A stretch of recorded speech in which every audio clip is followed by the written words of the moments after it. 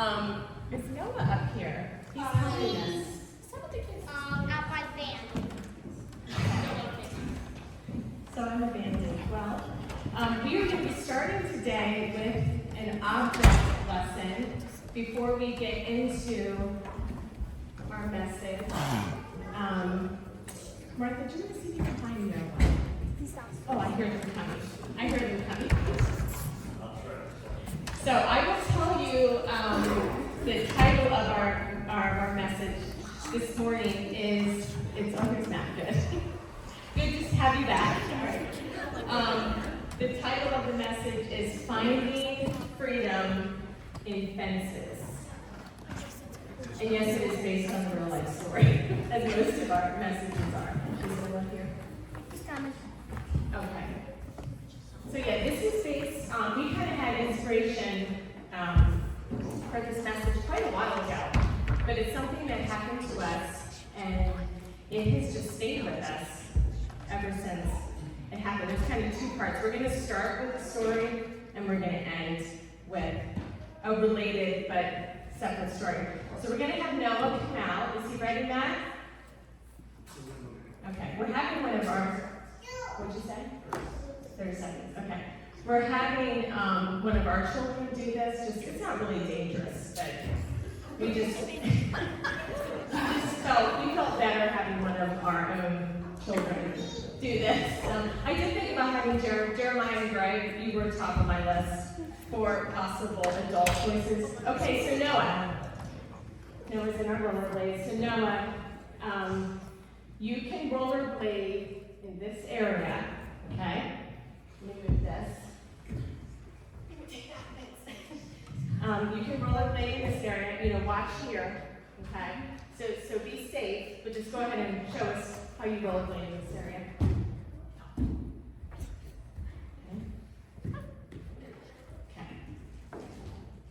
Okay. Maybe go around one more time. Did everyone see my walking anything? Okay. All right. Good job. Okay. Now, I noticed, Noah, when you came up toward the step, did you guys see he stayed back probably about a foot, which is probably smart because this is a little bit of a danger zone. Now, if we add something here, which you guys won't be able to see past this, but you'll get the very simple demonstration we're going for here.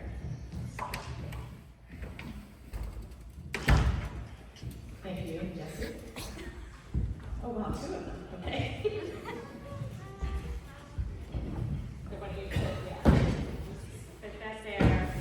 No, you don't have to do that. Okay. Now, Noah, go ahead. Let's see that shut. Now see if you can see how you can skate now.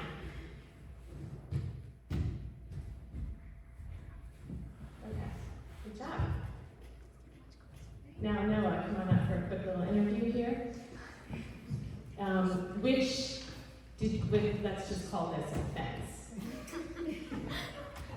For lack of, which, before, with or without the fence, which time did you feel maybe a little bit more secure and safe? With the fence. We did not prompt him, but I know it's kind of an obvious answer. Thank you, honey. That was great. We will elaborate on that, but we just thought that's a real simple thing we could start with.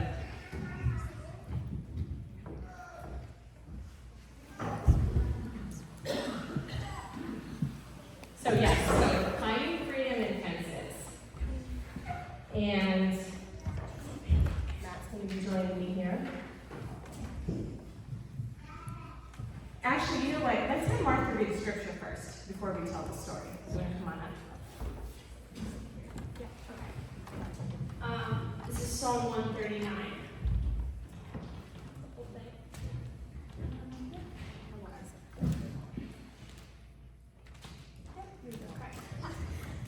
O Lord, you have searched me and know me. You know when I sit down and when I rise up. You discern my thoughts from afar.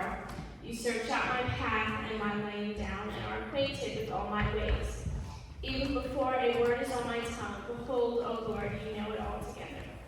You hem me in behind and before, and lay your hand upon me. Such knowledge is too wonderful for me. It is high, I cannot attain it. Where shall I go from your spirit? Or where shall I flee from your presence? If I ascend to heaven, you are there. If I make my bed in Sheol, you are there. If I take the wings of the morning and dwell in the uttermost parts of the sea, even there your hand shall lead me, and your right hand shall hold me. If I say, surely the darkness shall cover me, and the light about me be night, even the darkness is not dark to you. The night is dark as the day, and darkness is as light with you. For you formed my inward parts. You knitted me together in my mother's womb. I praise you, for I am fearfully and wonderfully made. Wonderful are your works. My soul knows it very well. My frame was not hidden from you when I was being made in secret, intricately woven in the depths of the earth. Your eyes saw my unformed substance. In your book were written, every one of them, the days that were formed for me, when as yet there was none of them. How precious to me are your thoughts, O God. How vast is the sum of them. If I would count them, they are more than the sand. I awake and I am still with you. Oh, that you would slay the wicked, O God. O men of blood, depart from me. They speak against you with malicious intent. Your enemies take your name in vain. Do I not hate those who hate you, O Lord? And do I not love those who rise up against you? I hate them with complete hatred. I count them my enemies. Search me, O God, and know my heart. Try me and know my thoughts. And see if there be any grievous way in me, and lead me in the way everlasting. Feels wrong not to read the Psalms in their entirety because they were written as songs. So, I know that was long, but thank you. Okay. Why don't you talk for a little bit? Okay, I'll talk for a little bit. Okay, so there's a story, there's this thing at our house that we, for a long time, thought, there's a sermon in there. And we've been meaning, we just never really talked about it. And it's the story of our front yard. Okay? When we moved there in 2011, we live on Long Lane. It's a very busy road, and people think it's 222 because they go about 65, 70 miles an hour a lot. It's kind of strange because it's very rural, but it's a straight road, and it's the back way from Millersville to Willow Street, so lots of people, they fly. And it's very busy. But at our front yard, we had a nice front yard, but it went to a hill, which was extremely steep, but you cannot stand on. So if you fell off the front of the hill, you would roll out onto the road, and the shoulder is about this wide. So when you hit the bottom of the hill, the white line's right there. So of course, we moved in there with 5 kids. Yeah. And immediately we're like, we need to put a fence there. And we did. It took a while. It took a while, but we got a 3-rail, split rail fence. Also, there's the way the road goes is when you're coming past our house, it comes up and then it comes down. So there's just this blind spot right in front of us. If someone would find themselves rolling down the hill out onto the road, cars coming from the east, from New Danville, would not see them until they were on top of them. It's just a completely blind in front of our house. You can't see over it. So for the first couple So for the first 2-3 years, we were like, kids, you can't play in the front yard. You need to play in the backyard. Or we'd be out there like, come back, stay back in the road. Let's get back. We need like 8 feet, to get. I get calls from my mom during the day. Are the kids in the front yard? Are you out there listening? Right. She was very concerned about it, as were we. So we built a fence, and something very interesting happened. We felt very safe to let our kids play in the front yard because of the fence. Now, the front yard was just as safe to play in as the backyard because they can utilize all of the square footage of the yard in the front. The yard went from something scary and dangerous with risk to now, not that anything is without risk, but largely the kids could use the entire yard right up to the fence, and we were fine with them being right against the fence because they knew they can't go past the fence, that you have to climb through the fence to get past it. So, and we right away when this happened, we're like, man, wow. Like, we didn't expect it until it was all over and the fence was in, and now suddenly our kids were using it. Wow. Like, that reminds us of, like, God and, like, His ways. how like we put that fence up and said you can't go past this fence. And the fence could, if they were on the bike and they were flying, they would crash into the fence rather than going over down the road, which I think has happened several times. And they also, when the tractors go past or they're, combining, the kids are all perched on the fence. Or when people are leaving, they run out to the fence. Right. It really, the shift was so drastic. It went from all we talked about with the kids was what they couldn't do in the front yard to what they could do. And they can now play very freely. And I still sit out there in the front porch and I'm like, man, I remember when we didn't have this fence. And that was so terrible for all of us. I'd also get so mad at the people driving past and be like, what's wrong with these people? I mean, I still kind of do. But also, so I remember we had looked up and they said, this is just kind of a fun fact. People who have fences around their yards, they utilize more of their yards, which it makes sense. You utilize the full amount when you have a fence, So we just started thinking about this and this idea that with our fence has come freedom for us.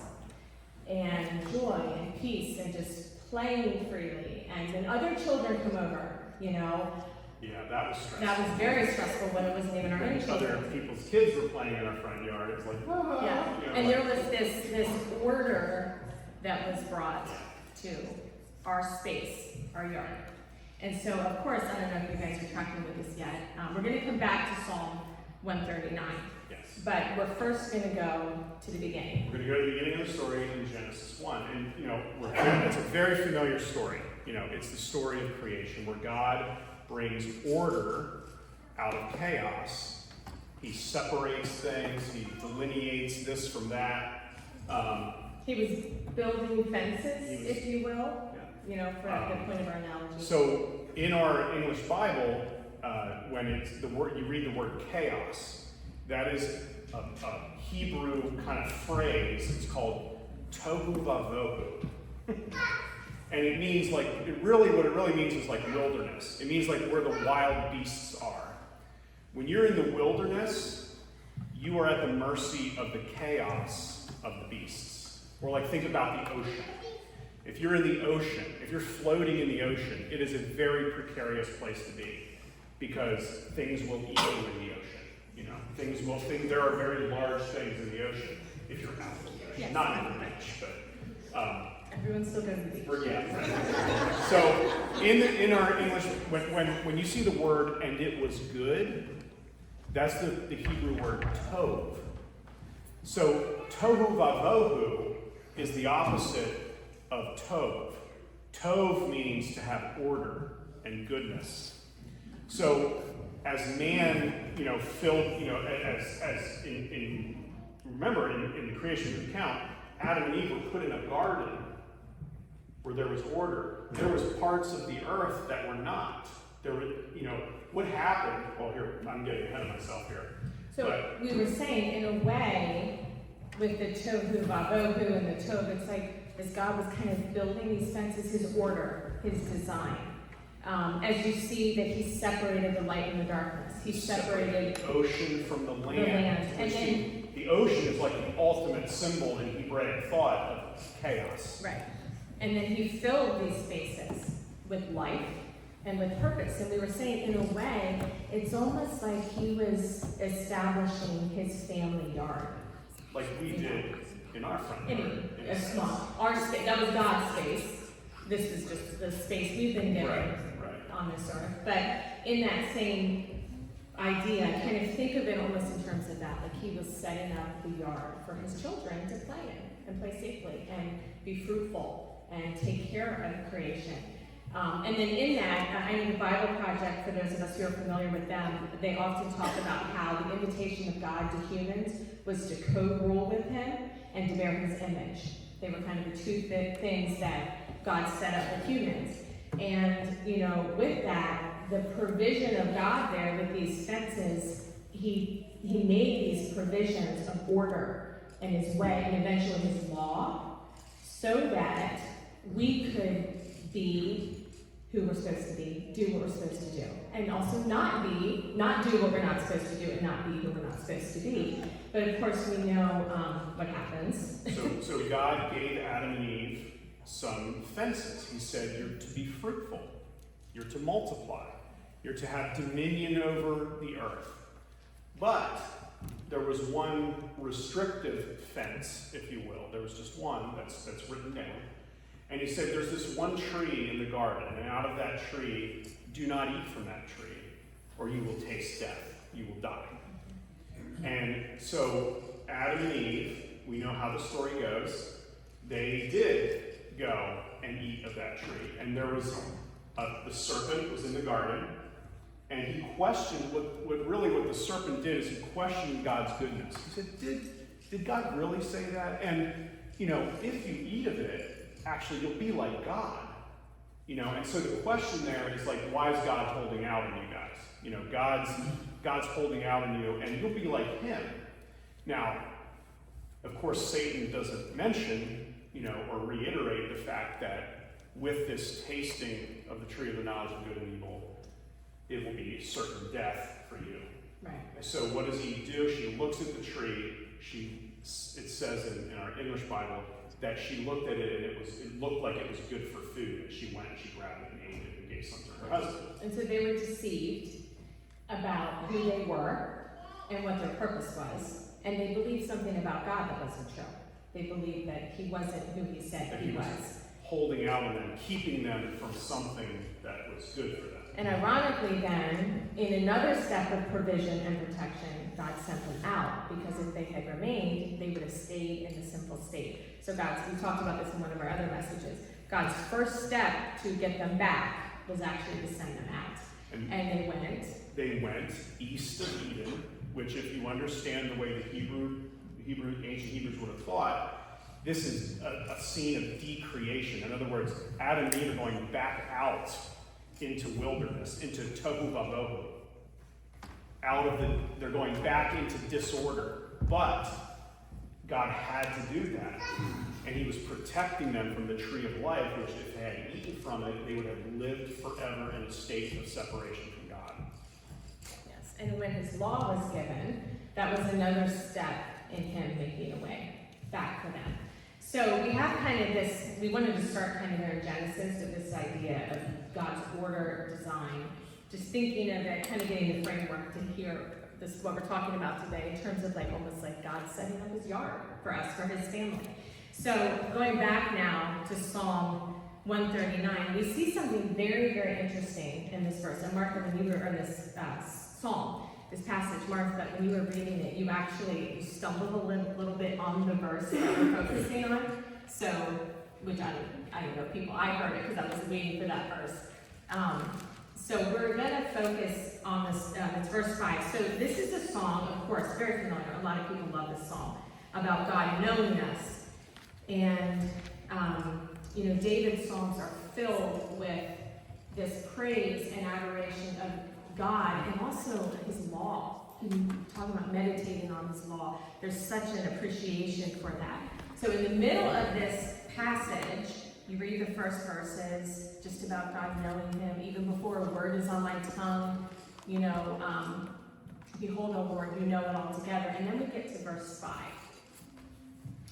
And it says, you hem me in behind and before, and lay your hand upon me. Such knowledge is too wonderful for me. It is high. I cannot attain it.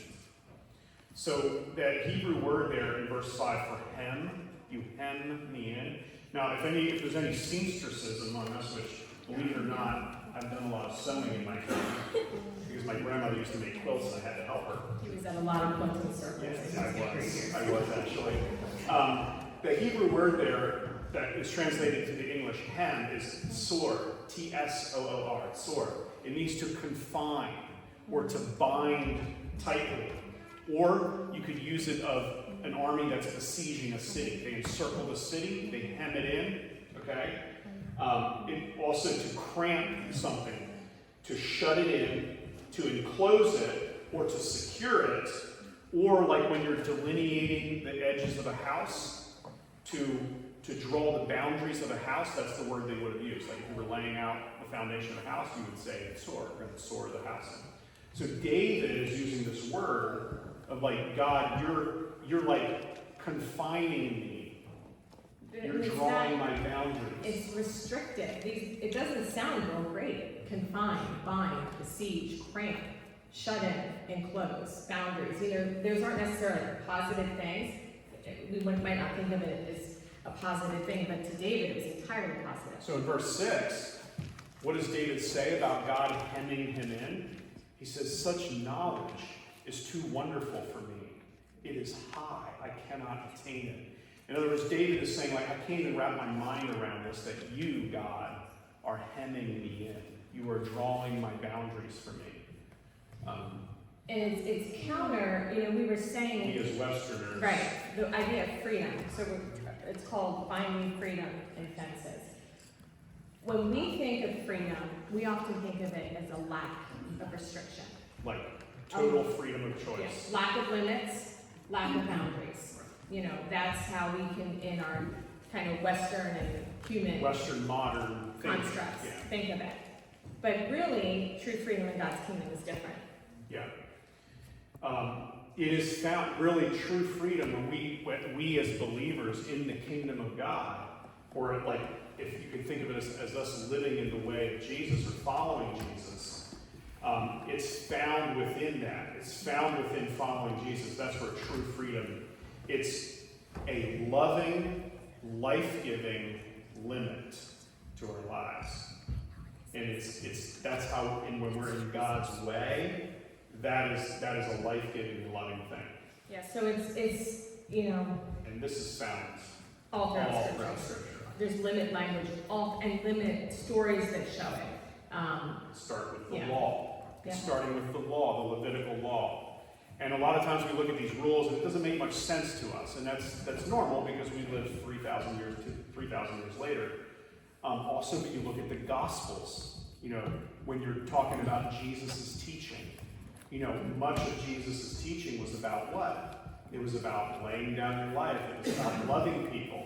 You look at the epistles, the letters in the New Testament, the writings of Paul, Peter, John. And if you go back to the Old Testament, you know, we have the law that was given through Moses. This is how you Israelites are going to live so that God can live in your midst. Then you have these writings of the prophets in the Old Testament too. And when you look at the prophets, it's almost like the working out of what the law meant. Because you see, like, troublesome kings who the prophets have to come and say, hey, you are not taking care of the widows and the orphans. You are not being the people of God. And so in the prophets, we see the working out of the law, or the fence that God gave them, which was provision for them. So you see it in the Old Testament stories when God told armies to lay down their weapons for victory. You see it, you know, there's many, many stories. Too many, we were starting to list things, and this is going to take forever. In the teaching of Jesus, the narrow way, there's limit to that. It's not the wide way, you know. Even just the idea of the remnant, you know, there's a limit to the remnant. But then also laying down our lives. And there's just so much of this language. So true freedom in God's kingdom is not a total lack of restriction, boundaries or limit. There's actually, we have that. And it's just sometimes we kind of have this strange like coexistence of these ideas. So we really talked a lot about and just looked in the Word at what, you know, freedom is. And we also talked about what the fences are not, but what, because a lot of times when you hear fences, you're like, oh, that's about who's in, who's out, keeping out certain things, keeping in certain things. It's a barrier, you know, a lot of times we think of it that way. But that wasn't God's intention with his order and his design and his way. Nobody is more invitational or open or inclusive than Jesus. Nobody is, you know, so it's not that. So if it's not that, you know, what are fences then? Well, we would argue that the fence is not about keeping people in or people out, or things in or things out. It's actually, it's a way of being. It's not a barrier. It's a way. It's like our home as believers being inside the fences. It's life in Him, in His kingdom, in His yard, so to speak. It's invitational and open for all who follow Him.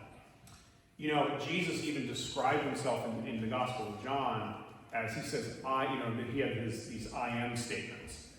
And he once described himself, he said, I am the gate, and all who come in enter through me. So Jesus, it's the way of Jesus. And the entry there is into the family fold. Into the fold, right? Into the family yard, Right. if you will. Right. Into his kingdom. He's the gate. So it's not about separation. No. It's actually about us as his children really having the right heart, with the essence of his kingdom, Right. Within us. So Jesus was saying, I am the gate into the fold. I am the gate to the Father. Just kind of like when me and Mary put up this fence for our children to play and to live freely in our front yard, God provides these fences for us to live. He hems us in with his love. And it is life-giving. It is life-giving. That same lie in Genesis in the garden, this is a restriction and it's bad. In our lives, if we want to live with complete freedom and freedom of choice, we can do that. But it doesn't mean that it's going to give us life. There's going to be choices we make that lead to death and harm and sadness. So, yes, in God's provision, we find freedom in the fences that he's given us. And we live as God's children in his yard, his kingdom, and we are hemmed in. We can roller skate freely, right. But it's not just about us roller skating freely. It doesn't stop. If we just define freedom and we can play freely, yes, I think that's in God's heart as a father for his children. But Jesus fills full the law and he takes it to a different level. And that's kind of where we want to go here. So we're going to go to what Jesus himself really said was the very heart of his kingdom, which is the ultimate freedom, which is extremely upside down. It's not what we would, apart from him, ever give an answer for what freedom is. Right. So when Jesus was once asked what the greatest commandment is, he immediately said, well, there's two commandments. The first one is to love the Lord your God with all your heart, soul, mind, and strength. And the second one is just like it, that you love your neighbor as you love yourself. Now, that is, and he basically said, all the law and the prophets hang on these two. It means that if you go back in the Bible and read through all of the Levitical law, and you read through all the stories in the prophets, everything hangs on love. Loving God and loving your neighbor. He also said and Jesus also talked about there is no greater love than he that lays down his life for his friend. So, which is what Jesus was doing for us all, and he was saying, Jesus did this, and that's what we also are called to. So, and that's what Paul talked about. True freedom is actually giving up our rights. It's actually giving up our freedom. So much of Jesus' life was teaching on this. Things that the upside down teaching, turning the other cheek, going the extra mile. All of these things had immediate understanding in the context of the Jewish culture as well. Sometimes we don't realize all those things, but there's a great example of this. Yes, if we read the Sermon on the Mount, oh my goodness, it's just chock full of this kind of laying down. We lay down our life, but Paul also gives a great example of this in 1 Corinthians 8. Okay, 1 Corinthians 8. Yeah. So in Corinth, there was this issue with the believers. There were some believers who were going to the pagan temples and eating mounds of meat because it was free, So they would offer these sacrifices to these pagan gods, and then the meat would just sit there and spoil and go to nothing. So the Christians would often go back into these temples that they had frequented, and they would eat meat that had been sacrificed to idols. Some of the believers had a big problem with that, because there was also some really not good things that were going on in these temples at the same time. So some Christians would go back into the temples and get tripped up over what was going on in there, and they would fall away from the faith.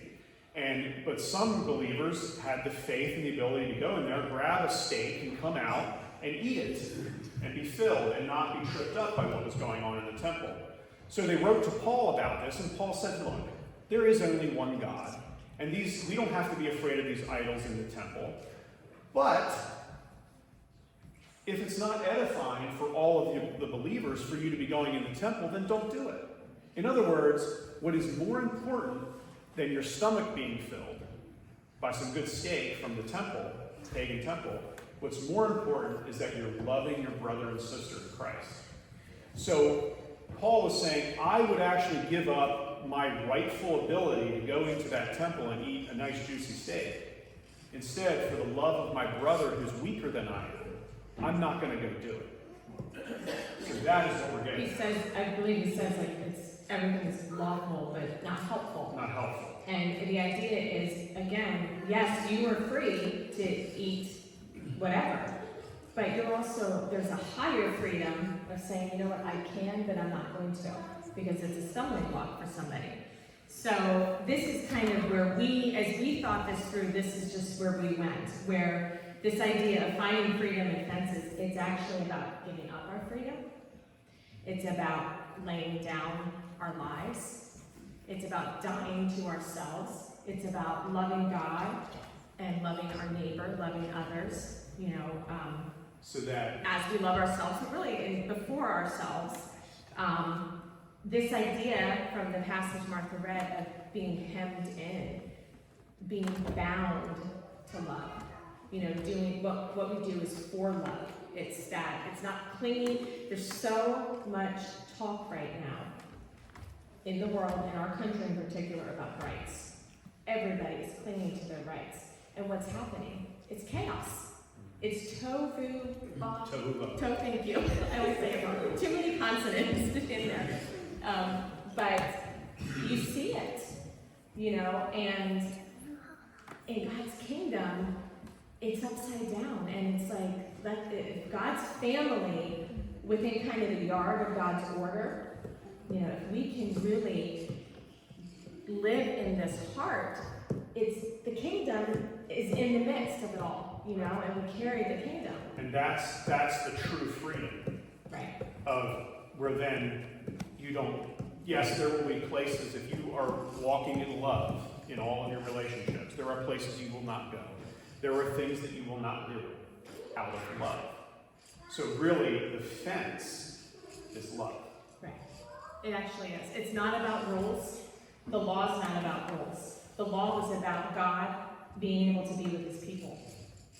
That's what the vision of the law was. In the later prophets, as Israel is heading towards exile, as Assyria and Babylon are coming to destroy their nation, so many of the prophets are saying, guys, this wasn't about the law.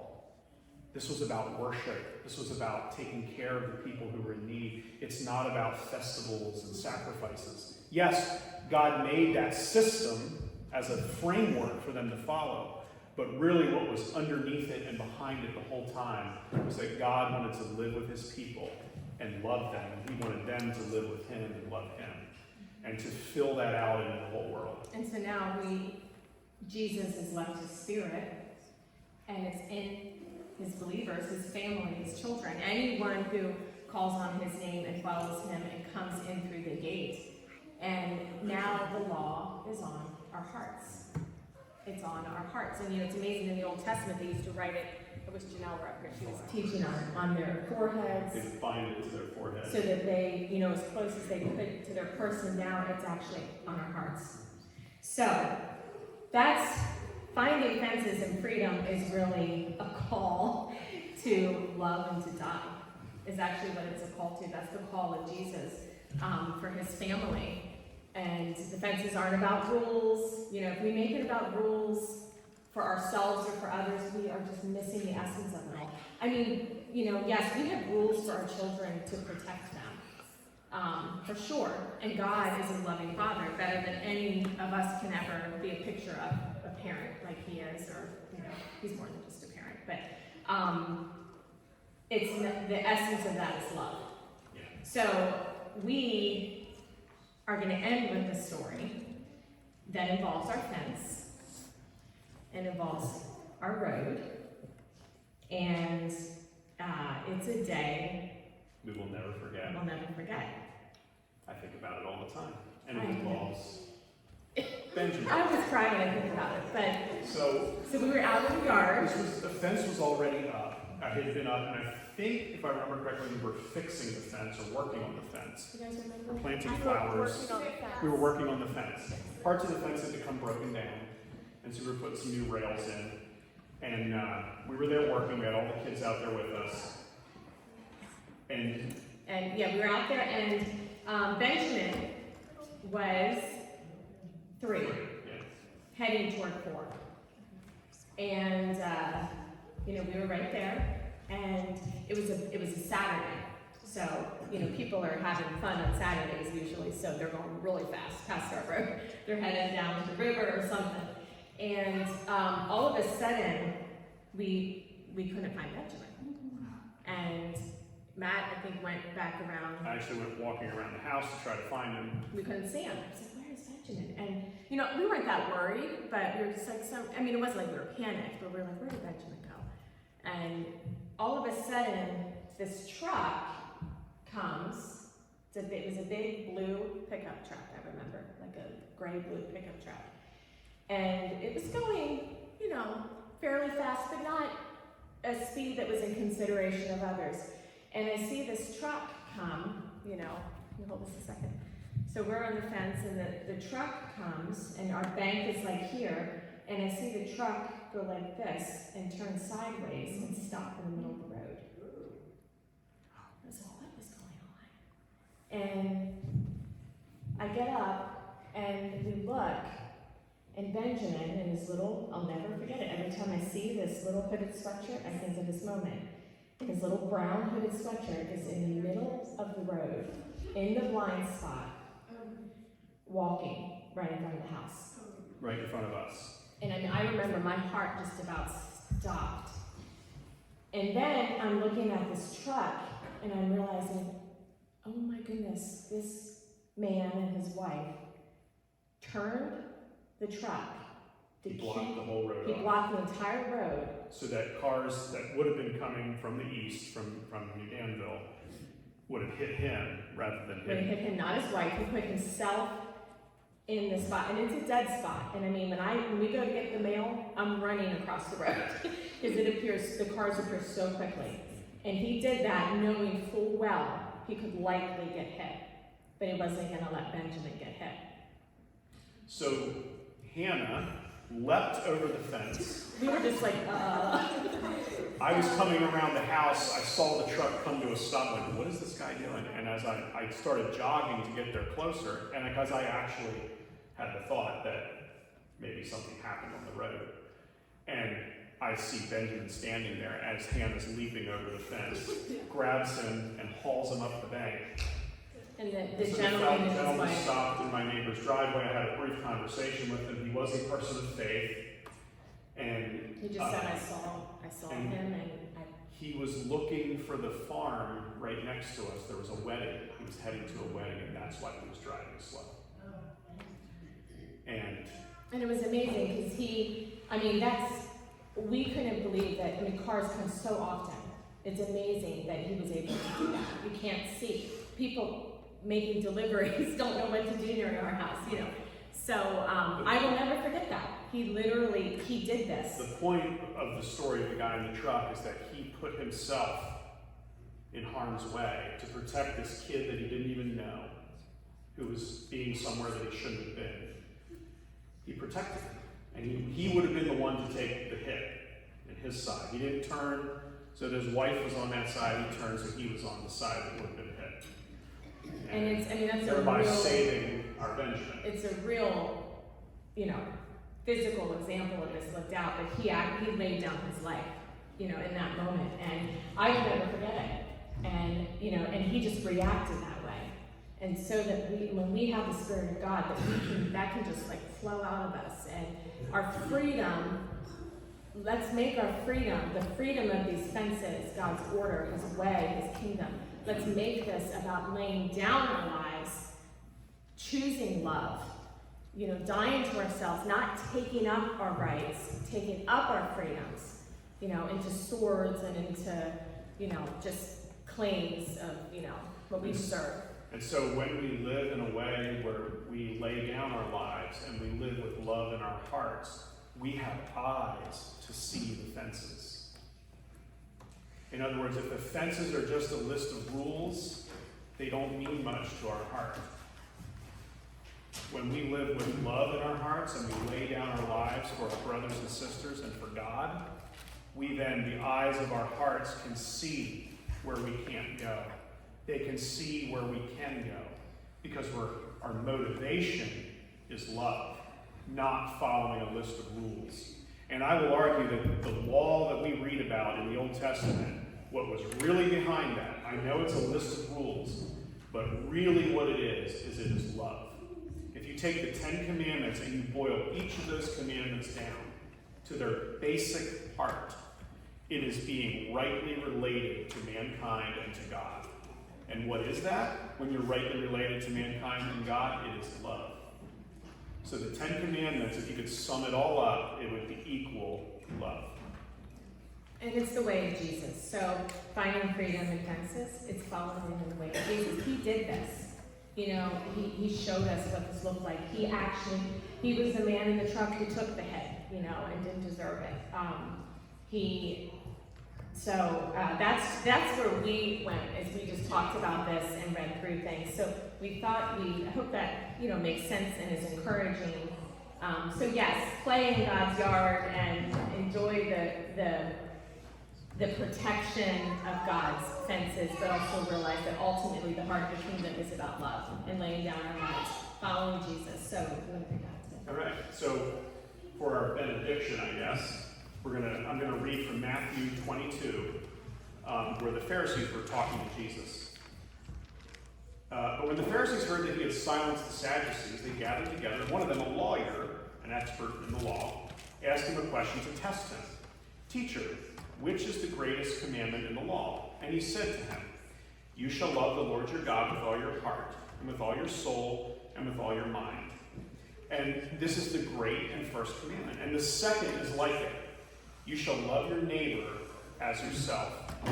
On these two commandments depend all the law and the prophets. God, I thank you so much that you are a God of love, that you are a God that desires that we follow in your way, that we order our lives by the fence, if you will, of love. And thereby we can see where we should go and where we should not go because of the love that was first in you and has been imparted to us. God, I thank you for the fences that give us freedom to love and to live and to enjoy your creation in its time and in its rightful way. And God, we thank you so much for that. Thank you for your goodness, that we can in all the fruits of the Spirit live that out as your images here on earth, as your co-rulers. Thank you that you've given us the wisdom of your love, God. And thank you for the fences that you have for us. Just be with us as we go in this further week. Just be with everyone here, that you would be with them, that you would be speaking to them, and that they would be hearing your voice in this coming week. In your name we pray. Amen. Amen. Go in peace.